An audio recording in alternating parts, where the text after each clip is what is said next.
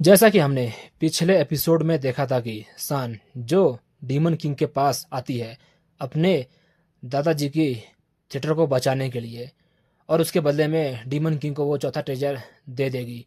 और ये सुनने के बाद डीमन किंग मान जाता है, और उसके बाद डीमन किंग सान के थिएटर में एक जादूगर के रूप में काम करता है।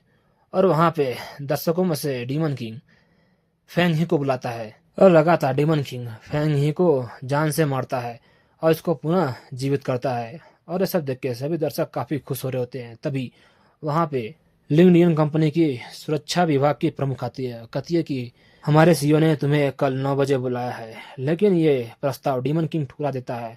और दूसरी तरफ सान डीमन किंग को बता देती है कि वो एक कॉमिक बुक का किरदार है। लेकिन ये सुनने के बाद भी डीमन किंग शौक नहीं होता। तभी उन दोनों को पता चलता है कि उनके पास तो चौथा ट्रेजर है ही नहीं। वहाँ पे एक लेटर होता है लिंगडियन कंपनी के सीईओ का, जो कहता है कि डीमन किंग, अगर तुम्हें चौथा ट्रेजर चाहिए तो कल सुबह मुझसे आके मिलना। और उसके बाद लिंगडियन कंपनी का सीईओ कहता है कि डीमन किंग, मैं तुम्हारे बारे में सब कुछ जानता हूँ। अगर तुम अपना हकीकत जानना चाहते हो तो मेरी एक शर्त बस पूरी कर दो। और डीमन किंग को पता चलता है कि वो कोई कॉमिक बुक का किरदार नहीं है। बस इस ब्रह्मांड में उसका ग्रह अलग है और ये पृथ्वी, दोनों ही अलग है। लेकिन डीमन किंग के ग्रह के लोगों ने अपनी ऊर्जा जागृत की, जबकि पृथ्वी के लोगों ने कभी कोशिश ही नहीं किया। लेकिन कुछ लोग ऐसे थे जिन्होंने अपनी ऊर्जा जागृत की, और उनको इस ग्रह पे लेखक कहते हैं। और वो दूसरी दुनियाओं के दृश्य को देख सकते हैं, और उसी को कॉमिक बुक के रूप में इस दुनिया में वो बनाते हैं। और ये सब जानने के बाद डीमन किंग कहता है कि ठीक है, मैं तुम्हारी शर्त मान लेता हूँ। अब दोस्तों उसके आगे और हम देखते हैं कि एक जलपरी जो एक कांच के पिंजरे में बंद होती है पानी के अंदर। और उसको देखने के बाद सभी लोग काफ़ी डरे हुए होते हैं, कहते हैं कि ये करतब तो काफ़ी खतरनाक है। क्या क्या ये लड़की बच पाएगी? अरे यार, सचमुच ये काफ़ी डरावना है। और दूसरी तरफ वहाँ का एंकर कहता है कि दर्शक, आज हम आपको एक करतब दिखाएंगे। ये लड़की है जिसको आप देख रहे हैं, इसका नाम एलिजा है, और ये पानी के अंदर 3 मिनट से अधिक इस पानी में है। क्या दोस्तों, आप हमें बता सकते हैं ये इस पिंजरे से बाहर निकल पाएगी कि नहीं? तभी दर्शक देखते हैं कि ये लड़की तो गिर गई, क्या हुआ, कुछ गड़बड़ तो नहीं है, कहीं ये मारे तो नहीं जाएगी? और सब देख के सभी दर्शक काफ़ी डरे हुए होते हैं। तभी वहाँ का एंकर कहता है कि दर्शक प्लीज़ अपने पीछे देखिए, वो कौन है? और सभी देखते हैं कि ये तो एलिजा है। और सभी लोग एलिजा को सही सलामत देख के काफ़ी खुश होते हैं, कहते हैं कि ये तो काफ़ी खतरनाक स्टंट था। लेकिन वो अचानक इतनी तेज़ी से और इतने कम समय में वहाँ से गायब होकर वहाँ कैसे पहुँच गई? और वो टंकी देखो, वो तो पूरी तरीके से खाली है। ये सचमुच काफ़ी आश्चर्यचकित स्टंट था। और सचमुच इस दुनिया में अभी भी ऐसे जादूगर है जो काफ़ी शानदार और सबसे ऊपर है। और दूसरी तरफ डीमन किंग कहता है कि अच्छा, तो तुम्हारा मकसद यह है कि मैं उस लड़की एलिजा को हरा के यहाँ वापस ले आऊँ? और ऐसा सुनने के बाद लिंडियन कंपनी का सीईओ कहता है कि हाँ, और वैसे भी जैसा तुम्हें लगता है कि हमारी कंपनी कोई मनोरंजन वाली कंपनी है, तो ऐसा बिल्कुल नहीं है। हमारी कंपनी दूसरी दुनिया से आए हुए सभी लोगों को संभालने का काम करती है। और ये एलिजा, उसको देख के ऐसा नहीं लगता कि वो इस दुनिया की है, इसीलिए मुझे शक है कि वो किसी और दुनिया से आई है। अरे सुनने के बाद डीमन किंग कहता है कि ओ, तो तुम्हारा यह कहने का मतलब है अगर मैंने उसे हरा दिया तो इसका यह मतलब है कि वो इसी दुनिया की है, और अगर ऐसा नहीं हुआ तो इसका यह मतलब है कि वो किसी और दुनिया से है, और मैं उसे पकड़ के तुम्हारे पास लाऊं, तुम यही चाहते हो ना? और दूसरी तरफ हम देखते हैं कि काफ़ी लोग काफ़ी खुश होते हैं और चिल्लाते हुए कहते हैं कि एलिजा, हमें तुम पे विश्वास है, तुम एक महान जादूगर हो। और उसके बाद एलिजा कहती है कि सभी को मेरा नमस्ते। मैं आप लोगों को आज एक ऐसा जादू दिखाऊंगी जो आपने कभी देखा नहीं होगा। दर्शक, आप लोग देख रहे हैं मेरे सामने ये पिरामिड, मैं इसे पलक झपकते ही गायब कर दूंगी और वापस ले आऊंगी। और हम देखते हैं कि एलिजा के सामने डीमन किंग भी होता है, और एलिजा कहती है कि किंग फैन, देखना, मैं तुम्हारे सामने ये जादू करूंगी और ये साबित करूंगी कि मैं तुमसे महान जादूगर हूँ। और ये सब देखने के बाद डीमन किंग कहता है कि ओ, अगर तुमने ऐसा किया तो मैं मान जाऊंगा कि तुम एक महान जादूगर हो। और ये सब देखने के बाद डीमन किंग सोचता है कि इस पिरामिड को गायब करना और वापस लाना कोई जादू नहीं, असली जादू है। अगर इसने ऐसा किया तो मुझे यकीन है कि ये किसी और दुनिया से है। और उसके बाद एलिजा कहती है कि दर्शक आप लोग देख रहे हैं, मैं इसे पलक झपकते ही गायब कर दूंगी। 3, 2, 1। तभी डीमन किंग किसी की बातें सुनता है और हम देखते हैं कि ये तो डायरेक्टर होता है। कहता है कि मैंने तुम लोग को समझा दिया है ना, जब एलिजा कहेगी गायब तो तुम सभी लोग शौक हो जाना, जैसे कि वो पिरामिड गायब हो गया। और जब एलिजा कहेगी मैंने उसको वापस ला दिया, तो ये सब देख के सभी लोग कहना कि एलिजा तुम कमाल की हो और तुमने ये कैसे कर दिया, ऐसी ही बातें करना, समझ गए। और ये सब देखने के बाद वो लोग कहते हैं कि अरे कहीं आप लोगों ने ये शूटिंग पहले तो नहीं कर ली है और आप इसके बीच में एडिट करके इसे लाइव दिखाएंगे।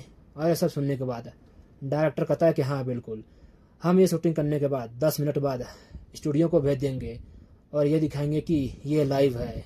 और ये सब देखने के बाद डीमन किंग वो भी काफ़ी शौक में होता है और कहता है ये तो सब एक नाटक है। और ये सब सुनने के बाद एलिजा कहती है तो तुम्हें क्या लगा सचमुच ये पिरामिड गायब हो जाएगा? तुम्हें क्या लगता है इस दुनिया में सचमुच का जादू होता है? और ये सब सुनने के बाद डीमन किंग कहता है कि ओ, तो तुम्हें लगता है कि सचमुच का जादू होता ही नहीं है। ठीक है, मैं दिखाता हूँ कि असली जादू क्या है। और डीमन किंग सोचता है कि अगर मैंने इसे बता दिया कि असली जादू क्या है, तो शायद ये भी अपनी शक्तियाँ मुझे दिखाएगी और मुझे पता चल जाएगा कि ये आखिर है कौन। और ऐसा सुनने के बाद एलिजा हंसते हुए कहती तुम्हें क्या लगता है तुम सचमुच इस पिरामिड को गायब कर दोगे? यहाँ देखो, यहाँ जितने लोग हैं वो सिर्फ मेरे लिए काम करते हैं और तुम्हें लगता है कि ये तुम्हारे लिए काम करेंगे और मुझे हरा देंगे? बिल्कुल नहीं। और ये सब सुनने के बाद डीमन किंग कहता है कि चलो ठीक है, मैं तुम्हें दिखाता हूँ कि असली जादू क्या है। और हम देखते हैं कि डीमन किंग अपना एक चुटकी मारता है और धीमे धीमे वो पिरामिड गायब हो जाता है। और ये सब देखने के बाद एलिजा वो काफ़ी शौक में आती है, सोचती है क्या सचमुच ये गायब हो गया? और सभी दर्शक देख के भी काफ़ी शौक में होते हैं, उनको यकीन नहीं होता कि ये पिरामिड गायब हो चुका है।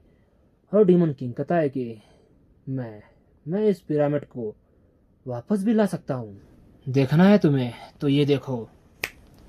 और सभी लोग देखते हैं कि वो पिरामिड धीमे धीमे वापस आ जाता है। और ये सब देखने के बाद एलिजा वो काफ़ी शौक में आती है और डीमन किंग कहता है कि ये मेरे लिए तो सिर्फ एक चुटकी का कमाल है। और ये सब देखने के बाद सभी दर्शक काफ़ी शौक में होते हैं, कहते हैं कि ये क्या सचमुच जादू था यार, कितना डरावना था। और ये सब देखने के बाद कैमरामैन कहता है अरे यार ये तो मुझसे गलती हो गई, मुझसे गलत बटन टिप गया, ये वीडियो तो लाइव चला गया। और उसके बाद एलिजा कहती है कि आखिर तुम हो कौन? और डीमन किंग कहता है कि तुम्हें क्या लगता है मैं सिर्फ वस्तुओं को ही गायब नहीं करता, जीवित लोगों को भी गायब कर सकता हूँ। और उसके बाद हम देखते हैं कि एलिजा काफ़ी डरने लगती है और डीमन किंग एलिजा को भी गायब कर देता है। और सभी देखते हैं कि एलिजा जो पिरामिड के ऊपर आ जाती है और वहाँ से एलिजा चिल्लाती है, कहती है मैं अचानक यहाँ पे कैसे आ गई? और ये सब सभी दर्शक देख रहे होते हैं। और डीमन किंग कहता है कि मुझे बताओ क्या ये लाइव चल रहा है ना? और ये सब सुनने के बाद कैमरामैन कहता है हाँ बिल्कुल, वैसे भी ये लाइव पूरी दुनिया में देखा जा रहा है। और हम देखते हैं कि ये बात तो अब न्यूज़ में भी आ गई है। और ये सब देखने के बाद न्यूज़ रिपोर्टर बताते हैं कि इस प्रतियोगिता में किंग फैन जीत गया है एलिजा से। और इंटरनेट पे इस बात की पूरी तरीके से धूम मची हुई है कि किंग फैन जो जादू किया है वो कोई जादू नहीं, एक असली जादू था। और उसके बाद हम डीमन किंग को देखते हैं जो एक प्राइवेट एरोप्लेन के पास आता है और कहता है कि ये सचमुच काफ़ी अविश्वसनीय है। और वैसे भी मैं डीमन किंग और मुझे कहीं जाना है तो मैं कभी भी टेलीपोर्ट हो सकता हूँ, आखिर मुझे इसमें बैठ के क्यों जाना है और लोगों के नज़रों से छुप के क्यों जाना है? लेकिन चलो अच्छी बात है कि अब वो एलिजा मेरे जादू को देख चुकी है और उसको देख के नहीं लगता कि उसमें कुछ भी बात है दूसरी दुनिया की। वो एक मामूली इंसान है। तभी तभी डीमन किंग के पीछे से एक आवाज आता है, रुको। किंग फैन, मुझे बताओ, तुम इस दुनिया के नहीं हो ना, किसी और दुनिया के हो ना? और ये सब सुनने के बाद डीमन किंग भी काफी शौक में हो जाता है और सोचता है कि आखिर आखिर इसे कैसे पता कि मैं किसी और दुनिया का हूँ। लेकिन इसके पास तो कोई जादू भी नहीं है। और उसके बाद एलिजा कहती है कि मैं भी किसी और दुनिया से आई हूँ, और जब मैं इस दुनिया में आई थी तब एक जादूगर के रूप में लोगों के सामने आई, ताकि मुझे ऐसे लोग मिल पाए जो सचमुच के जादू जानते हो। लेकिन मुझे आज तक कोई ऐसा नहीं मिला। लेकिन आज आज तुम मिले किंग फैन। अगर तुम भी किसी और दुनिया से हो तो हम दोनों जानकारी एक दूसरे से बांट सकते हैं। और ऐसा सुनने के बाद डीमन किंग कहता है कि वो तो इसका यह मतलब है कि तुम भी किसी और दुनिया से यहाँ आई हो। तब तो अब मेरे लिए काफ़ी आसानी होगी तुम्हें पकड़ के लिंडियन कंपनी के सीईओ को सौंपना, और इसके बदले में अब जानकारी भी आदान प्रदान कर सकता हूँ। ये काफ़ी अच्छी सलाह है। और ऐसा सुनने के बाद एलिजा कहती है, ओ तो तुम भी किसी और दुनिया से हो। चलो ठीक है, दिखाओ कि तुम्हें कितनी ताकत है। और वैसे भी मैं अपने दुनिया की मरमेड प्रिंसेस थी। और ये सब देखने के बाद डीमन किंग कहता है, वो ऐसा लगता है कि तुम किसी वाटर वाली दुनिया से आई हो, इसीलिए तुम्हारे पास सिर्फ ये वाटर मैजिक है। इसके अलावा तुम कोई और अटैक नहीं कर सकती। और ये सब सुनने के बाद एलिजा कहती है, मैं अपनी दुनिया की रानी थी, लेकिन मेरी बहनों ने मुझे धोखा दिया और मेरी ही दुनिया की एक चुड़ैल को मुझे सौंप दिया। और उस चुड़ैल ने मेरे साथ क्या किया मुझे नहीं पता, लेकिन मैं एक पानी के बूंद के स्वरूप में इस दुनिया में आई। और जब मैं इस दुनिया में आई तब तब मेरे पास वापस जाने का कोई और रास्ता नहीं था, इसीलिए मैं यहाँ फंस चुकी हूँ। लेकिन आज तुम मुझे मिले हो, मैं तुम्हें हरा के वो सब कुछ जान लूँगी जो तुम जानते हो, और मैं अपनी दुनिया में वापस चली जाऊंगी। और हम देखते हैं कि एलिजा डीमन किंग पे अपना वाटर अटैक करती है, लेकिन डीमन किंग एक छोटा ही एनर्जी का गोला जो एलिजा की तरफ करता है, और हम देखते हैं कि एलिजा का अटैक वहीं ख़त्म हो जाता है। और उस अटैक से एलिजा दूर जाके गिरती है और काफ़ी शौक में आती है, सोचती है क्या ये कैसे हो सकता है, मैं इतनी आसानी से हार गई। और ये सब देखने के बाद डीमन किंग कहता है कि तुम ज़रूर अपनी दुनिया की प्रिंसेस थी, लेकिन मेरे दुनिया का जादू वो तुम्हारी दुनिया से बिल्कुल ही अलग है। अगर तुम मेरे दुनिया में होती तो बी रैंक के अलावा तुम्हारा कोई स्तर नहीं होता, लेकिन इस दुनिया के लिए तुम्हारा जादू काफ़ी बढ़िया है। और हम देखते हैं कि एलिजा जो इस बात को बर्दाश्त नहीं कर रही होती है, कहती है कि ये नामुमकिन है, मैं इसे बर्दाश्त नहीं कर सकती, ये लो मेरा फाइनल अटैक। और हम देखते हैं कि डीमन किंग कहता है कि सही समय है ये नहाने का। और ये सब देखने के बाद एलिजा कहती है ये मेरे लिए काफ़ी शर्मनाक है।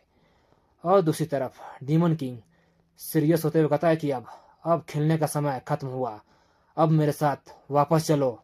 और उसके बाद डीमन किंग अपने मैजिक से एलिजा को पकड़ता है। और ये सब देखने के बाद एलिजा कहती है कि तुम ये मेरे साथ सही नहीं कर रहे हो, मैं तुम्हारी शिकायत करूंगी पुलिस में कि तुम मानो तस्करी कर रहे हो। और हम देखते हैं कि डीमन किंग एलिजा को जाल में पकड़ के लेके जा रहा होता है और कहता है कि तुम्हें क्या लगता है कि मुझ पे कौन सा आरोप लगेगा, मानव तस्करी का कि मछली पकड़ने का। और उसके बाद हम लिंडियन कंपनी के सीईओ को देखते हैं, वो काफ़ी शौक में होता है, कहता है कि कहीं कहीं आप वही मरमेड तो नहीं है जिसके ऊपर हमारे लेखक ने एक कॉमिक लिखी है, द प्रिंसेस मरमेड। और ऐसा सुनने के बाद एलिजा कहती है, हाँ बिल्कुल, मैं वही हूँ। और दूसरी तरफ डीमन किंग कहता है कि मैंने सुना है कि जल परियों का स्वाद काफ़ी अच्छा होता है, ज़रा नमक मिर्ची छिड़क के इसको देखता हूँ, इसका स्वाद कैसा है। और हम देखते हैं कि एलिजा कहती है कि तुम ज़रा शांत हो जाओगे, मुझ पे ये छिड़कना बंद करो। और उसके बाद लिंडियन कंपनी का सीईओ कहता है कि तुम ये बताओ कि तुम यहाँ क्या कर रही हो। तुम वापस क्यों नहीं गई? और सब सुनने के बाद एलिजा कहती है, मैं भी वापस जाना चाहती हूँ, लेकिन कैसे जाऊँ मुझे मुझे नहीं पता। लेकिन किंग फिन, ज़रा ज़रा तुम ये छिड़कना मुझ पे बंद करोगे? और सब सुनने के बाद लिंकडियन कंपनी का सीईओ कहता है कि ओ चलो, ये तो अच्छा ही हुआ कि तुम अपनी दुनिया में वापस जाना चाहती हो। मैं ये कर सकता हूँ। इस ट्रेजर को देख रही हो? ये ट्रेजर अलग अलग दुनियाओं में अलग अलग नामों से जाना जाता है। जैसे किसी दुनिया में कीमती स्टोन और किसी दुनिया में पावर स्टोन, लेकिन हमारे दुनिया में ये टेलीपोर्टेशन स्टोन है। इसकी मदद से मैं तुम्हारी दुनिया में तुम्हें वापस भेज सकता हूँ। लेकिन ये जान लो कि तुम्हारी दुनिया में तुम्हारी कहानी खत्म हो चुकी है और तुम्हारी बहनों ने अपने राज्य पे राज किया है और राजकुमारों से शादी करके वो अच्छी जिंदगी जी रही हैं। और तुम्हारी कहानी तुम्हारी दुनिया में खत्म हो चुकी है। अगर अगर तुम अपनी दुनिया में जाना चाहती हो तो मैं तुम्हें भेज सकता हूँ। ये फैसला अब तुम्हारा है कि तुम्हें जाना है या नहीं। और उस ट्रेजर को देखने के बाद डीमन किंग भी काफ़ी शौक में आता है। सोचता है कि ये ट्रेजर का पृथ्वी पे भी मौजूद है और पृथ्वी के लोगों के लिए ये एक मामूली सा पत्थर है बस। और उसके बाद लिंकडियन कंपनी का सीईओ कहता है कि डीमन किंग, मैं जानता हूँ कि तुम क्या सोच रहे हो। तुम्हें लग रहा है कि ये स्टोन आखिर पृथ्वी पे कैसे है। मैं बता दूं कि ये स्टोन हमारे पृथ्वी पे काफ़ी आसानी से मिल जाता है, लेकिन कुछ ही लोग हैं जो इसकी ताकत को जानते हैं और इसका इस्तेमाल करना। और हमारी दुनिया में ये एक टेलीपोर्ट की तरह काम करता है जो किसी को भी उसकी मनपसंद दुनिया में भेज सकता है। और ये सब सुनने के बाद हम देखते हैं कि एलिजा कहती है कि मैं इस ग्रह पे इतने सालों से रह रही हूँ, लेकिन फिर भी मैं अपनी दुनिया में वापस जाना चाहती हूँ, चाहे जो भी हो जाए। और ये सुनने के बाद लिंकडियन कंपनी का सीईओ कहता है कि ठीक है, अगर तुम्हारी यही इच्छा है तो मैं तुम्हें तुम्हारी दुनिया में भेज देता हूँ। और हम देखते हैं कि उस ट्रेजर की मदद से लिंकडियन कंपनी का सीईओ एलिजा को उसकी दुनिया में भेज देता है। और कहानी के रूप में बताया जाता है कि एलिजा जब अपनी दुनिया में वापस गई, वो पृथ्वी पे बिताए गए उन लम्हों और उन यादों के सहारे और अनुभवों से अपनी दुनिया में शासन कायम किया और अपनी दुनिया को जीता और जितने भी चुड़ैलें थी उन्हें खत्म किया और वो अपनी दुनिया की एकलौती प्रिंसेस जलपरी बनी। और इसी तरह ये कहानी खत्म होती है। और उसके बाद लिंकडियन कंपनी का सीईओ कहता है कि एलिजा का तो चैप्टर क्लोज हो गया है। अब डीमन किंग तुम्हारी बात करते हैं। और उसके बाद डीमन किंग कहता है कि मैंने तुम्हारा मिशन पूरा कर दिया है। अब जो जानकारी मुझे चाहिए मुझे सौंप दो, और वो ट्रेजर जिसको लेकर मैं अपनी दुनिया में वापस चला जाऊं और वो करूं जो मुझे करना है। और ये सुनने के बाद लिंक्डइन कंपनी का सीईओ कहता है कि ओ, तो तुम्हारा सपना इंसानियत को ख़त्म करना और उन पर राज करना, क्या यही है? तो ठीक है, ये लो जो जानकारी तुम्हें चाहिए। आखिर 1000 साल पहले क्या हुआ था। मैं सलाह दूंगा कि तुम पृथ्वी पे ही रुक जाओ और कोई परेशानी खड़ी मत करो। और डीमन किंग उस जानकारी को पढ़ने के बाद काफ़ी शौक में आता है और हमें बताया जाता है कि इस ब्रह्मांड में एक नीला ग्रह मौजूद है, लेकिन ये पृथ्वी नहीं, उससे कई बड़ा ये ग्रह है और इसके महाद्वीप काफ़ी विशाल है पृथ्वी से।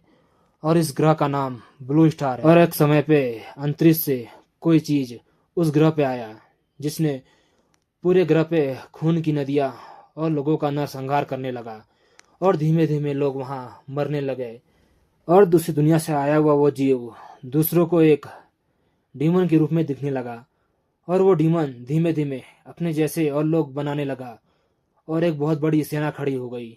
लेकिन उसके खिलाफ इंसानियत ने अपनी ही एक सेना खड़ी की उन डीमन का सामना करने के लिए। और उसी बीच एक योद्धा सभी के सामने आया जिसने इंसानियत का नेतृत्व किया और डीमन के खिलाफ एक युद्ध छेड़ दिया। और दोस्तों, इसी के साथ ये एपिसोड यही ख़त्म होता है। मिलते हैं दोस्तों नेक्स्ट एपिसोड में। बाय दोस्तों।